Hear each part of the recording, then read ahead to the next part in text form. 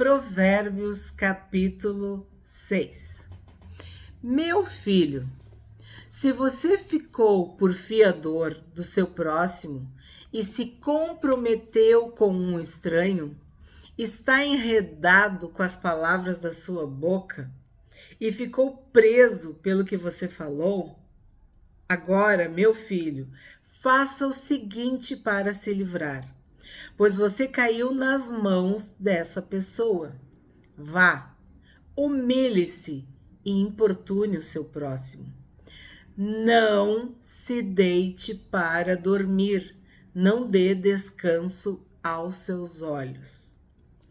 Bom, como nós falamos no capítulo 1, na introdução do estudo do livro de Provérbios, as palavras de sabedoria, elas são extensivas a vários aspectos da nossa vida cotidiana, da nossa vida prática.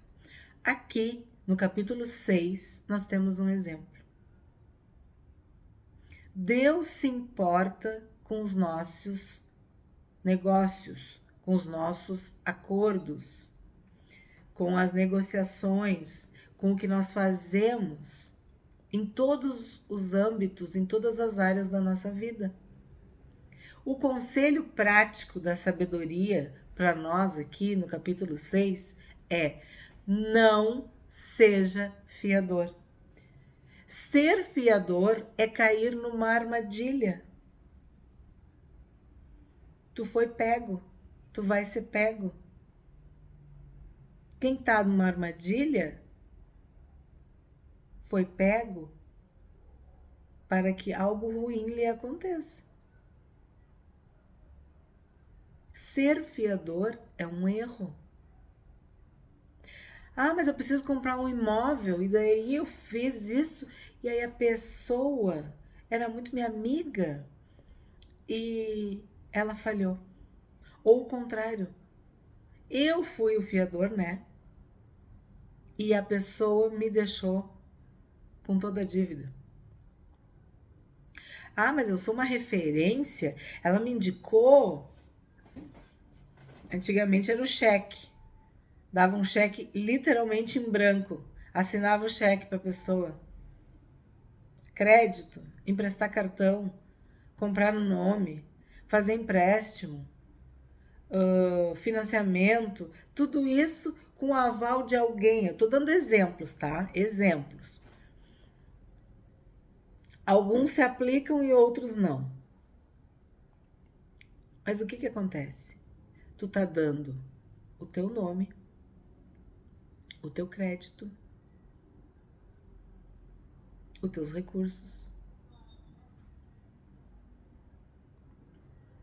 às vezes os teus bens, por uma outra pessoa. E a Bíblia diz: maldito o homem que confia no homem, que faz do seu braço a sua força, que faz da sua carne a sua força. Então, o que acontece? A palavra de Deus é clara. O livro de Provérbios é claro. O conselho é direto, é específico. Livre-se dessa obrigação. Tu precisa fugir dessa armadilha. Tu precisa sair dessa cilada. Tu tá amarrado, tu tá preso. Tu não vai ter liberdade nos teus próximos negócios. Então, o que tu precisa fazer? Desculpa. Se livrar disso. Tu estás nas mãos dessa pessoa que tu considerava um amigo. Pode ser que seja até um parente teu, né? Um vizinho, um conhecido, um colega de trabalho, não sei. A Bíblia está dizendo, seja a pessoa que for. Não está nem fazendo juízo de valor, só está te dizendo o seguinte: tu estás nas mãos dessa pessoa. Tu estás dependendo dessa pessoa. Tu tá entendendo? E nós não devemos depender de nada nem de ninguém. A ninguém deveis nada, a não ser o amor ao próximo. Então, o que a palavra está nos orientando, nos aconselhando? Sabiamente, com sabedoria, te livra, pula fora, sai fora, sai dessa situação. Há países mais desenvolvidos que não aceitam mais esse tipo de negociação. Não existe fiador mais.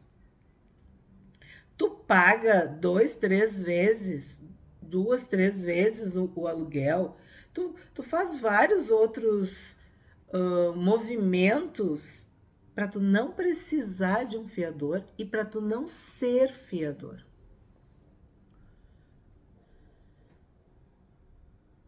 Como é que tu vai resolver isso? Tu vai chegar para a pessoa e tu vai te humilhar. É o que a palavra está dizendo. Você caiu nas mãos dessa pessoa. Tu tá nas mãos dele. Então, vai lá, fala com ele e te humilha. E aqui diz importune, quer dizer, não libera, não solta enquanto não for desfeita essa promessa, esse acordo, essa aliança, esse compromisso. A palavra de Deus está te falando isso, tá? Então te humilha, reconhece que tu tá errado, que tu não podia ser fiador, que tu explica tuas condições, mas resolve essa situação. É um exercício de dizer não. Ah, mas ela é tão querida, ela é minha amiga, ela é isso, eu não sei o que, eu devo favor, eu não sei o que. Não. Se a Bíblia está dizendo que é não, obedece, vai ser melhor. Mas se ela ficar de mal comigo, então ela não é tua amiga.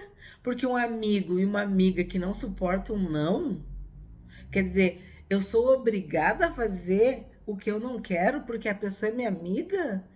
Eu sou constrangida a fazer alguma coisa porque essa pessoa é minha amiga? Ou eu sou amiga e eu vou pedir para a pessoa uma coisa desse tipo? Eu vou colocar a pessoa numa situação assim porque a gente é amigo? Muitas vezes não é amizade, é constrangimento. Olha o que a palavra diz. É uma obrigação. Tu tá obrigado. Tu tá preso. Olha todas as explicações. Tu tá enredado. Tu te comprometeu com um estranho. As palavras da tua boca te enredaram, te prenderam. Tu ficou preso. E quem tá preso tem direito a quê? Então, a Bíblia está dizendo que tu não pode ficar preso, tu não pode ficar enredado, tu tem que te livrar disso aí. E se for necessário, tu tem que perder o sono. Olha o que diz: não te deita, não descansa. Não pode deixar para amanhã, porque isso aí vai te arruinar, isso aí vai te prejudicar, isso aí vai comprometer anos e anos da tua vida, vai tirar todo o teu poder de compra, de venda, de nome, de coisa, sei lá. Cada um sabe o que planejou, o que sonhou e por ser fiador, perdeu. Então, a gente aprende a dizer não, aprende a colocar limites, aprende a não deixar para amanhã, não ficar empurrando com a barriga. É uma solução drástica? É.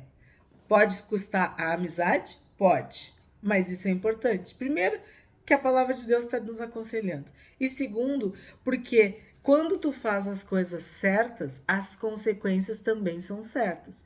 Então, se tu já fez uma coisa errada, a tendência é que mais coisas erradas aconteçam em decorrência daquele primeiro ato errado. Porque como que o errado vai virar certo? Só pela graça e misericórdia de Deus, né? Porque Deus transforma a maldição em bênção. Mas se tu for seguir uma coisa errada, outra coisa errada, a Bíblia diz que um abismo chama outro abismo. Daqui a pouco tu vai te afundar cada vez mais.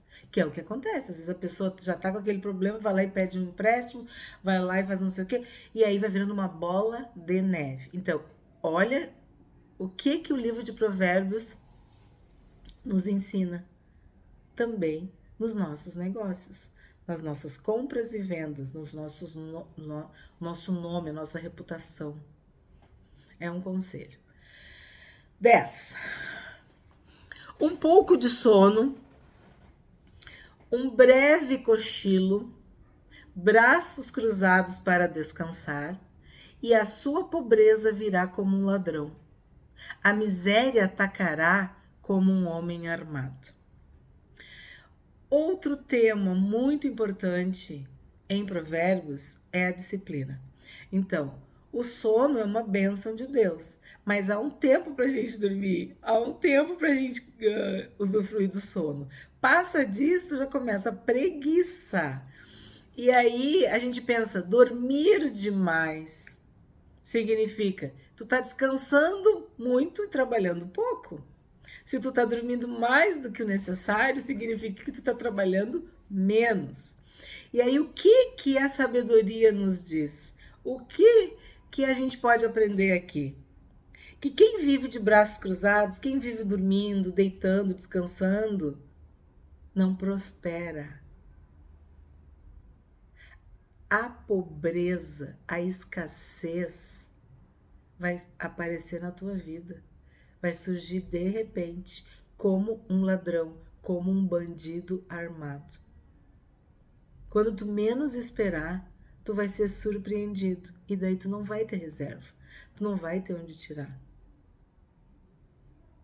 Como a gente diz, vai ser pego de calças curtas. Quando tu vê, a água já subiu. Então, tem que dormir? Tem. Tem que descansar? Tem. Mas tem que trabalhar, tem que estudar, tem que se planejar, tem que dar um passo conforme as possibilidades. A gente tem que trabalhar primeiro, guardar em segundo e gastar em terceiro. Essa é a ordem da sabedoria. Essa é a ordem de uma pessoa que não vai ser surpreendida pela pobreza e pela escassez. Porque tu não vai acumular. O acúmulo é pecado. Mas tu ter uma reserva, tu guardar, não gastar tudo, isso é sábio. Agora, se a pessoa trabalha demais e negligencia o sono, o descanso, também é errado. Então, o que está dizendo bem claro aqui? Que a pessoa que acha que ela pode dormir um pouquinho mais, descansar um pouquinho mais, cochilar um pouquinho mais, né? Ah, fazer uma preguicinha. Isso vai tirando a tua disciplina, vai te tornando uma pessoa incapaz, uma pessoa que não produz. É como eu digo, tudo que nós amamos, admiramos, gostamos e usufruímos é fruto de trabalho e não de preguiça e nem de braços cruzados.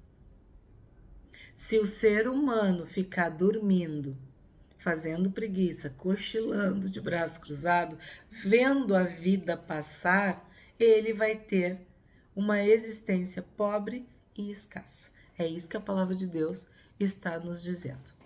13.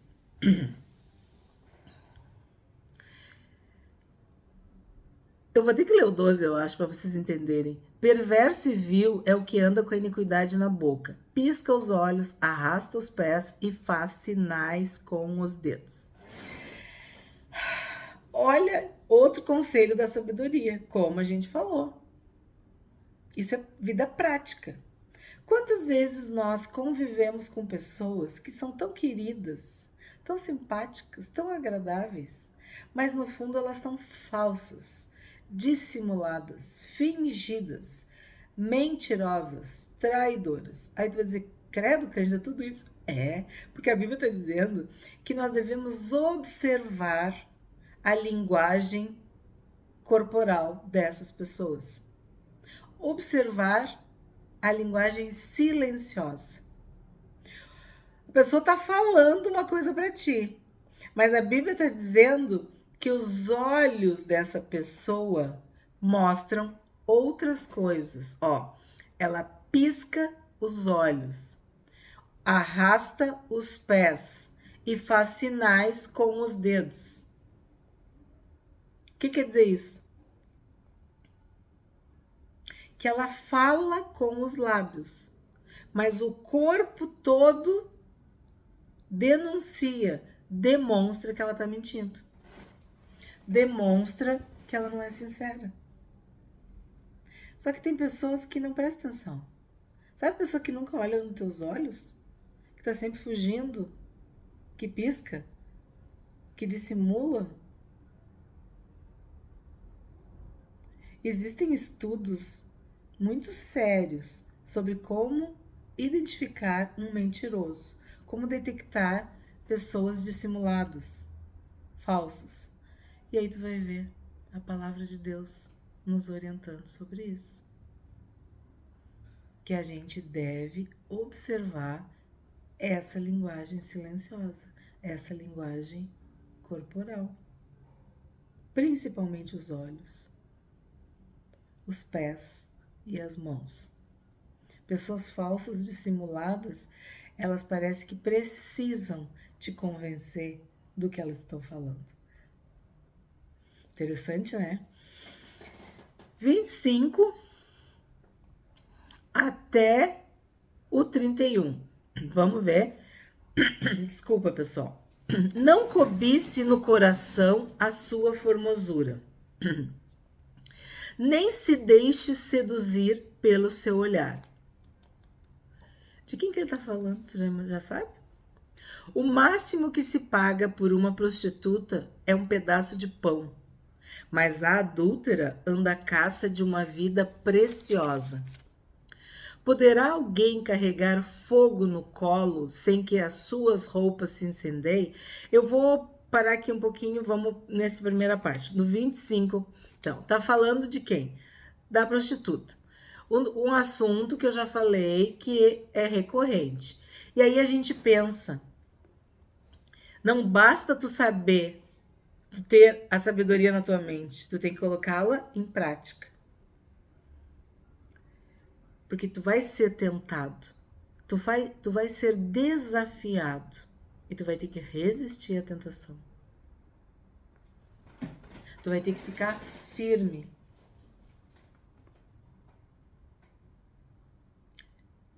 A prostituta, a promíscua, ela é bela.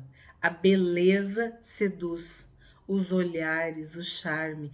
É toda uma performance para que a pessoa caia. Caia em tentação, literalmente, né? Ceda à tentação. Então, isso é o que aparenta, é o que é visível. Agora, o interior desta mulher promíscua, prostituta, é a pobreza, é a morte, é a perda do respeito, da vergonha, da honra, da tua reputação, da tua dignidade. É isso que está dizendo. E aí vem o 27 que diz, poderá alguém carregar fogo no colo sem que suas roupas se incendeiem? O que ele está falando aqui? Que não, o externo e o interno, o íntimo, o particular, daquilo que é público, daquilo que as pessoas veem. Então, as pessoas falam assim, não, mas eu não fiz nada. Mas Jesus disse, nós estudamos no Sermão do Monte, eu, porém, vos digo, se os teus olhos forem impuros, se tu olhar com impureza, com cobiça, com desejo, com malícia, tu já pecou. Tu já pecou aonde? No teu coração. Aí hoje nós vivemos numa era virtual, em que as pessoas acham que elas não traíram, porque elas estavam dentro de casa. Estavam na frente do computador, da tela, do celular, da TV. Não fiz nada de errado, eu estava vendo. O que o Senhor Jesus acabou de falar? Os teus olhos, lembra os olhos maus e os olhos bons? Isso também é pecado. Porque os nossos olhos são a janela da alma, é por onde entra muita coisa. Entra por todos os sentidos, né? Mas a gente sabe que o homem, o ser humano do sexo masculino, ele é muito atraído pelo que ele vê. Então, o que a mulher prostituta, promíscua, a sedutora faz? Ela capta o olhar. Ela tem uma vida, um comportamento, uma atitude que prende o olhar, que faz com que a pessoa foque naquilo, fique presa por aquilo. Que é o que a gente tem visto, né? As estatísticas são estarrecedoras. Cada vez mais cedo, crianças, adolescentes, muitos jovens estão tendo contato com a pornografia, com todo tipo de perversão sexual por meio das telas. E os pais não estão percebendo. E isso vai deformando o cérebro dessa criança, vai deformando o cérebro desse adolescente, vai prejudicando seus relacionamentos. Isso aí é gravíssimo. Aí tu pensa, por que que o Senhor Jesus alertou? Não adulterarás. Eu, porém, vos digo, basta tu olhar. E claro, ali o texto fala para uma mulher, mas nós estamos vendo que não se limita, infelizmente, a uma mulher. E eu não posso dar exemplos aqui, né? Nesse espaço não posso, mas você sabe do que eu tô falando. As coisas vão descendo cada vez mais. Então, não tem como. Olha a pergunta. Como que tu vai pegar fogo no colo sem que as roupas se incendiem? Como que tu vai achar que tu não pecou? Só porque tu olhou. Aquilo entrou na tua alma, aquilo entrou na tua mente, aquilo te deu reações no teu corpo. Então, sim, tu pecou. Não te ilude. Agora vamos pro 28. É quase a mesma coisa que o 27. Poderá alguém carregar fogo no colo sem que as suas roupas se incendiem? Ou andará alguém sobre brasa sem que os seus pés se queimem? É o mesmo exemplo. Só que ele tá falando, em cima, né? No colo, no peito, e depois falando embaixo, nos pés. Então, o que a gente pode aprender daqui? Que sim, tem coisas que são mais pesadas, mais baixas, mais... Como é que eu vou dizer? Tá mais no submundo, e outras que talvez não estejam tanto. Então, ele dá um exemplo de algo em cima, na parte superior do corpo, e algo bem inferior. Isso. Então, existem coisas que são muito inferiores, que estão muito abaixo, que é ainda que eu falei, que eu não posso citar aqui, né? Mas que todo mundo sabe que o ser humano não tem limites para pecar, né? Ele desce, desce, desce, desce, desce, desce. Aí nós vamos pensar assim, quando ele fala com muita ênfase, né? Desta mulher prostituta, dessa mulher promíscua. E a gente para pensar, eu não tenho como, né? Tá muito recente o estudo sobre os personagens bíblicos. Então, Raabe, a gente viu que Raabe era uma prostituta, era uma meretriz. Mas a primeira chance que ela teve de mudar de vida, de sair daquilo ali, ela aproveitou. A mulher adúltera, ela agarrou aquela chance e se salvou. A mulher do poço, a mulher samaritana, a mesma coisa. Então, não é porque a mulher está em pecado que ela precisa continuar. Ela pode se arrepender, ela pode aproveitar a chance e mudar de vida, assim como Raabe fez, né? Vamos pro 29. Assim será... Então, faz aquela pergunta e nos leva a pensar. Assim será com o que se aproximar da mulher do seu próximo. Não ficará sem castigo todo aquele que tocar nela.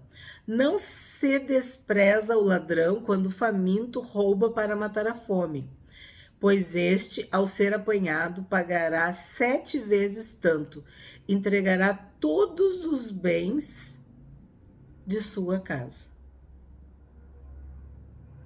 O que está querendo nos dizer aqui? De que muitos pecados têm uma consequência menor e que outros pecados têm uma consequência gigantesca, mas todos têm consequência. Tem uma passagem em Isaías que diz: se os teus pecados forem desta cor, ficarão brancos como a neve. Se for da outra cor, assim, ó, há uma intensidade. Naquela série de áudios, tem um vídeo sobre os mandamentos, que eu busco explicar baseado em Êxodo 20, o decálogo, os 10 mandamentos, vamos dizer assim, as consequências, os efeitos dos mandamentos, dos mandamentos, se tu ferir os mandamentos, né, dos pecados. Então, assim, nós vimos que há pecados que são para a morte, pecados capitais, pecados que são... O que é capital? Que é a cabeça do pecado. Ele é o líder do pecado, quer dizer, tem outros pecadinhos, entre aspas, subjacentes, orbitando ao redor daquele pecado maior. Então, quando tu comete o pecado maior, o pecado capital, o pecado para a morte, aquele pecado, aquilo ali é uma onda de destruição na tua vida. É um tsunami. Mas existem alguns pecados que, vamos dizer que os efeitos são mais controláveis. Mas não quer dizer que não tem efeitos. Todo pecado gera morte. É o que a palavra de Deus diz. Que o salário do pecado é a morte. Então ele faz essa comparação. Ó. Se a pessoa roubou, tá? Porque ela tá com fome, é um pecado. Porque roubar é pecado, né? É pecado, não roubarás. Mas ele tá dizendo, o contexto desse pecado aqui é porque ele tá querendo matar a fome. Aí, se ele for apanhado, ele vai ter que pagar 7 vezes o tanto que ele roubou. Mas quem comete adultério vai pagar com a própria vida. Porque ele vai se arruinar. Então, existe diferença entre pecados. 34. Aí ele fala das consequências, já falamos das consequências do pecado em si, e aí vem para a vida prática. Se essa mulher é casada, o que o marido vai fazer, né? O ciúme do marido, porque o ciúme desperta o furor do marido. Vou repetir. Porque o ciúme desperta o furor do marido. Ele não terá compaixão no dia da vingança. Não se contentará com o resgate, nem aceitará presentes, ainda que sejam muitos. Então, aí a gente falou que Jesus nos alertou de que o pecado, ele é de dentro para fora. Ele nasce na mente, né? Ele envolve o coração, os olhos, o ser. É uma cobiça. Tu quer aquilo ali. E aquilo gera a morte. Mas, às vezes, parou aí. E tem o pecado que vira ação. Que ele é um ato consumado. Quando isso acontece, partindo do princípio de que é um adultério, de que é algo que envolve uma pessoa casada, uma mulher casada, um homem casado, aqui está dizendo que o ciúme deste marido, a ira, a fúria dele, vai fazer com que ele se vingue. E ele vai ser extremamente vingativo. Ele vai querer ir às últimas consequências por causa dessa afronta. E ele não vai ter misericórdia. Ele não vai aceitar compensação nem presente. Aqui não diz assim, que ele não vai perdoar. Tu pode ver. O ciúme desperta o furor do marido, ele não terá compaixão no dia da vingança. Não se contentará com resgate, nem aceitará presentes, ainda que sejam muitos. Ele não fala a palavra que não vai perdoar. Mas se tu não tem compaixão, se tu não tem misericórdia, tu vai te vingar à altura daquela afronta, daquele pecado. O que quer dizer isso? Nós vemos isso todos os dias nos noticiários. Morte, assassinato, traição, sequestro, violência. Olha, não é uma historinha que está na Bíblia. É real, é verdade. Então que Deus, através da sua santa palavra, nos ensine com a sua santa sabedoria a fugirmos do pecado e da aparência do pecado. Fugir do mal e da aparência do mal. Muito obrigada.